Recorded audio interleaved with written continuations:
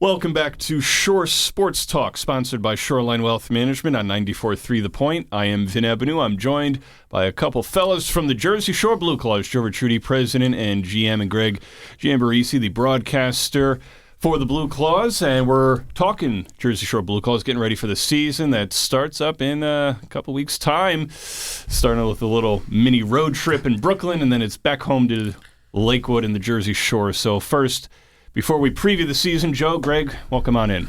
And thanks. It's great to be here with you. Thanks, Vin. Always good to see you.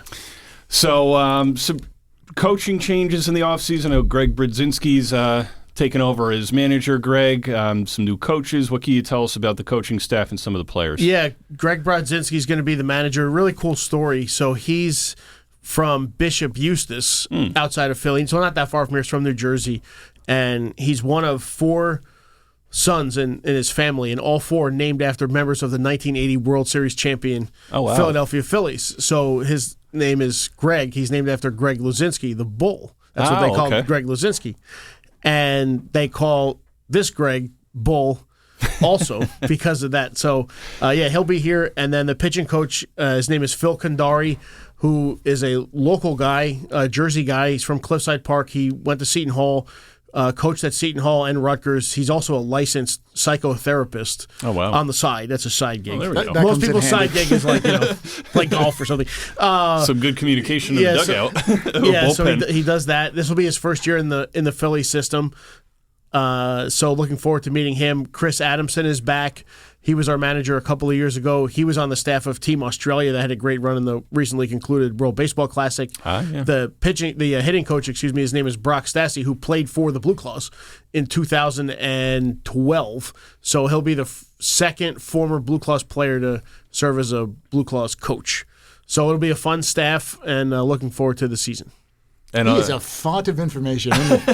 It really is impressive. So I figured tee it up, let Greg dive in what's going on with the dugout and the bullpen there. I mean, I've talked to Tank, Chris Adamson. Like, he goes, so we have Tank and we have Bull. I like the nicknames. I wish we could do a photo op of some kind of nickname.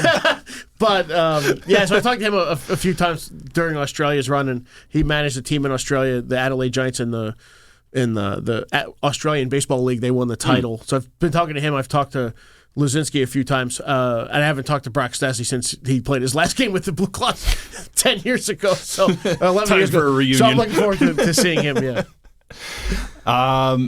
And we got a lot of great prospects. Certainly saw some last year, and then some guys moving up in the organization. Some have gotten a look at Philly's spring training in March. Who are some of the bigger prospects? Who are some of the new guys maybe that are going to be playing for the BlueClaws this year? So I think the biggest quote-unquote prospect name that we'll have here at the beginning of the year is an infielder named Hao Yu Lee. Okay. He was here at the end of last season for the last couple of weeks, and he's from Taiwan. He's 20 now, and big, stocky, strong.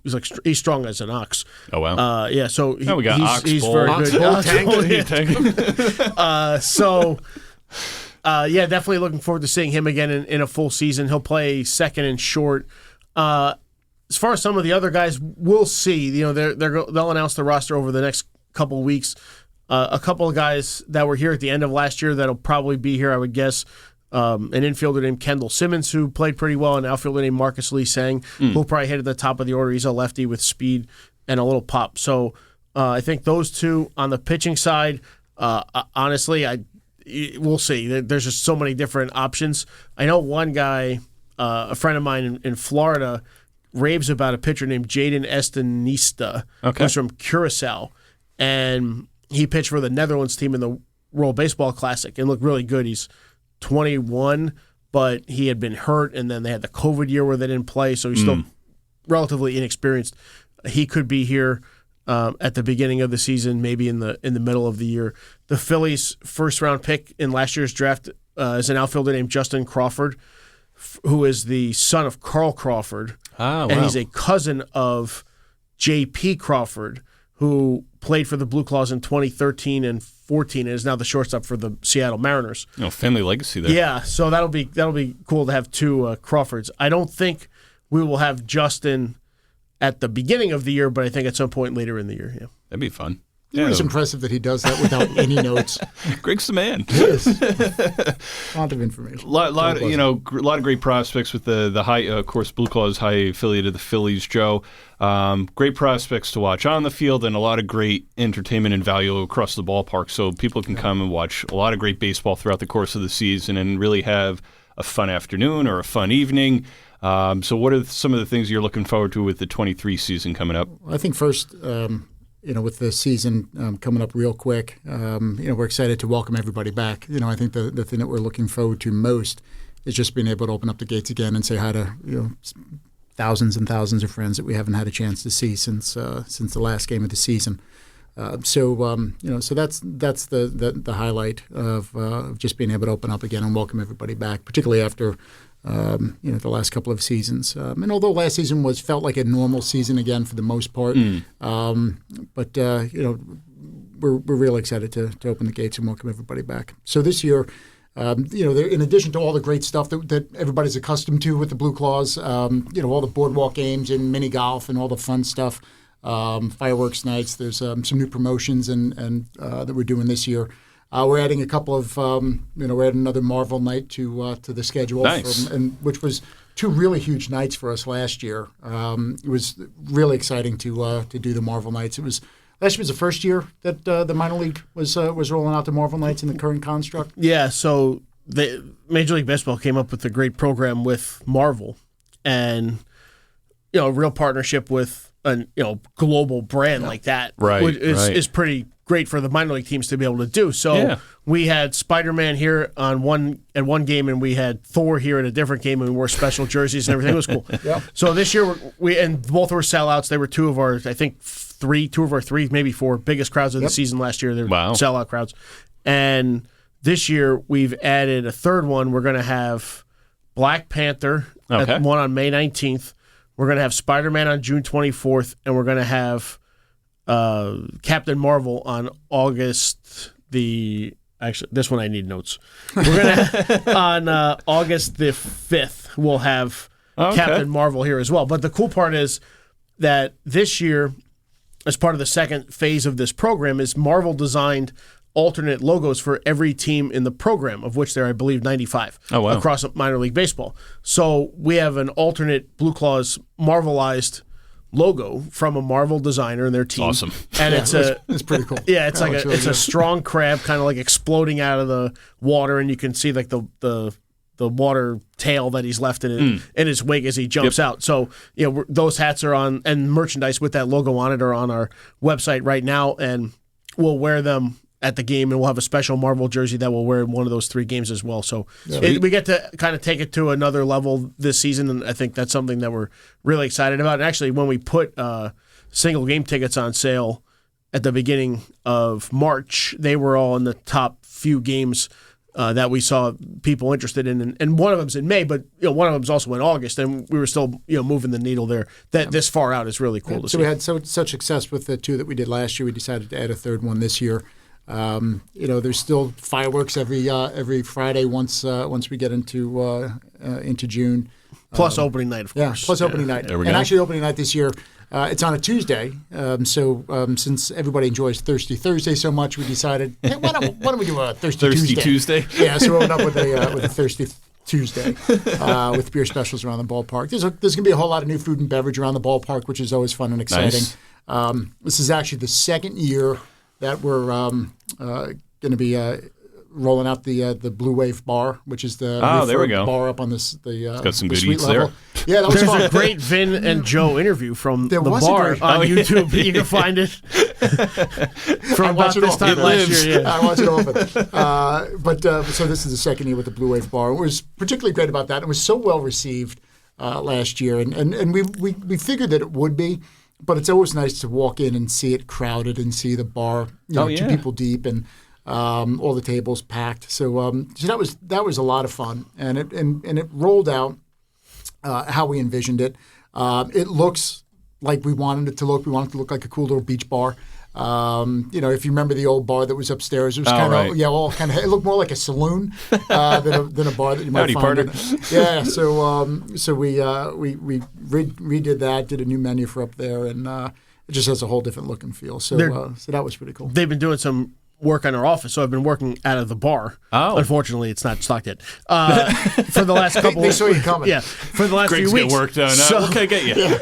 So when fans come in or vendors come in or anybody comes into the office is upstairs. So they come in, and it's cool to see every time the elevator opens and somebody that maybe has been to the stadium but didn't come up to the bar at a game last year or whatever say, "Oh wow, this is nice." It happens every day.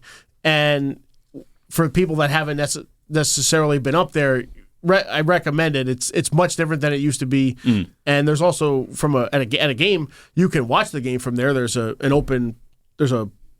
sliding glass door, but also they have the game on the TV screen as well. Oh, there you so go. you can watch it from there. But also there's food options up there that you can't get anywhere else in the stadium. Some seafood stuff. It's really a great spot. They did a great job. Yeah, what was really cool about it too is that the old model had the bar was only open to season ticket holders and suite holders. Oh, right. So it was a smaller audience that was up there, and when we did the renovation, we said, hey, why don't we just open up to everybody in the ballpark? Sure. Let everybody come on up and check it out, and I think that was kind of opening up the the floodgates for it. And fans, a lot of fans didn't even know it was there. So it was kind of cool having them come up and experience it. But it has become kind of like one of the places to go hang out. And it's just got a great vibe to it. The music's good up there. Just the vibe is completely different than it used to be. Friendly atmosphere and very everything. friendly. Yep, and staff's great. So, so that's have another year of that. We have a couple of new partners who joined us this year. Okay. So that's so that's gonna be exciting. Folks will be seeing some new signage out there. And some new promotions. So there we go. Yeah. So there's a lot of great stuff. We encourage everybody, if you have not been to a game, come on and check it out. It's like a 3-ring circus. So it's a hoot. We have ring toss. So it kind of literally is. Got it all. Yeah, the boardwalk games, the mini boardwalk golf games, or 2018. The mini golf was 2018. The bar was 2022. Yeah. Yeah, it's kind of funny when people come to the game. Particularly people go to a lot of minor league baseball games around the country. People come to us and they say, God, you guys have so much stuff going on. There's just so much going on. And we like it that way. It's fun. It keeps everybody interested. If you're a baseball fan, there's a lot of great baseball, as Greg, talked about earlier. If you're just a family looking for something fun to do, there's tons of that. So when we think about how we like to grow our fan base, we tackle it from two fronts. We tackle it certainly on the sports side, and then we tackle it on just the family entertainment side. When we ask fans about the stadium and survey fans or just read comments and everything, the one thing that stands out more than anything else is that the stadium has a 360-degree concourse.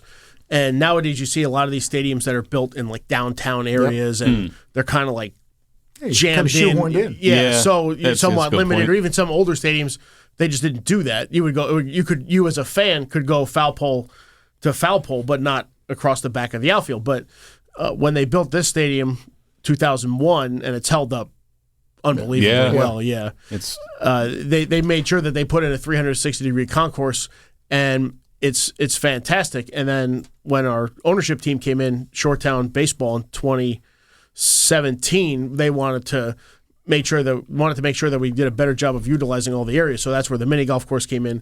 That's where the boardwalk stuff came in. So it was part utilize all the space to its best capability, but also it was to bring the best of the Jersey Shore to the stadium. Yeah. So you have the food and drink options now upstairs and everywhere else. You have mini golf, you have boardwalk, family night out, relaxing time with your family, all that good stuff, or clients or colleagues or whatever. And it activated the whole ballpark, which the older model kind of there wasn't a lot to do in the outfield if it wasn't a Thirsty Thursday. There really wasn't much going on out there. But when we laid it out, we anchored the mini golf out by right field side. We did out in center field. We did all the boardwalk games, and then as you make your way out to left field, we did the sandbar. Which has it's full service bar and music, and so we wanted to make sure that we created kind of the whole arc for people to walk around out there. But Greg, when you were describing the venue, my old ballpark when I ran the Staten Island Yankees from 2007 to 2011, it was very much the same way. Our outfield bordered the Hudson Harbor. Bay. Yeah, so you didn't have anywhere to go on the and then on the the inside we had a major thoroughfare on the other side. So you were kind of shoehorned in.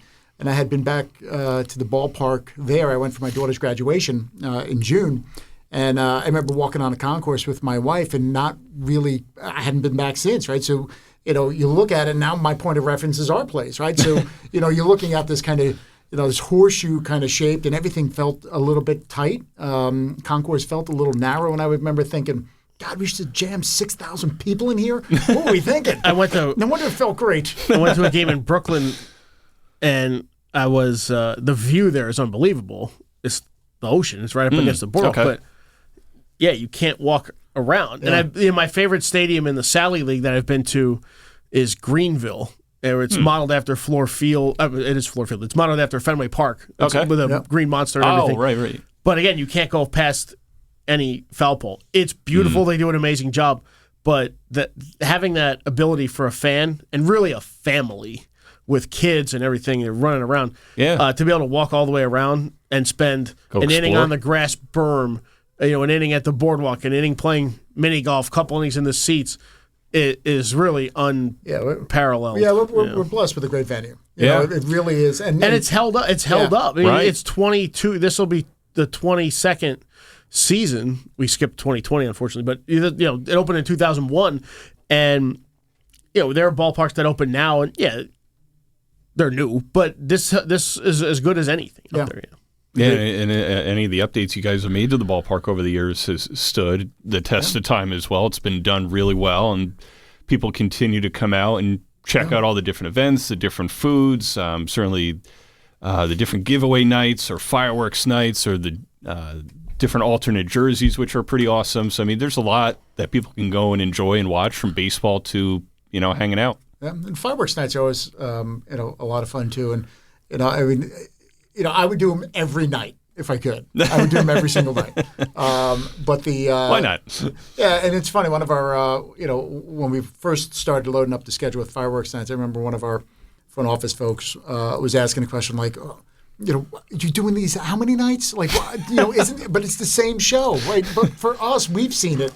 For fans, a lot of fans, it's their first night, So, and I keep saying, well, there's a reason why Disney does it every single night of the year. People love to see fireworks. And it really does to see fans at the end of the night still hanging around to well after the end of the game and watching the look on kids' faces when that fireworks show is going off is amazing. Well, I'll do it one better. We do kids are on the bases every night. Yeah. I love that tradition. We do, again, I've been there forever. Joe's been there not as forever, but a few years now.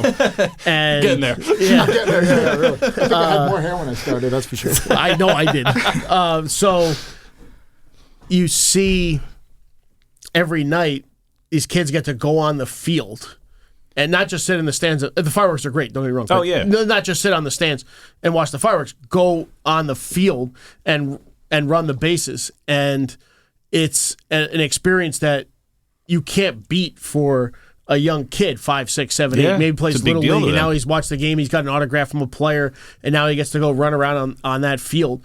And that's why we do it every day, because you never know. I think there was a Joe DiMaggio quote.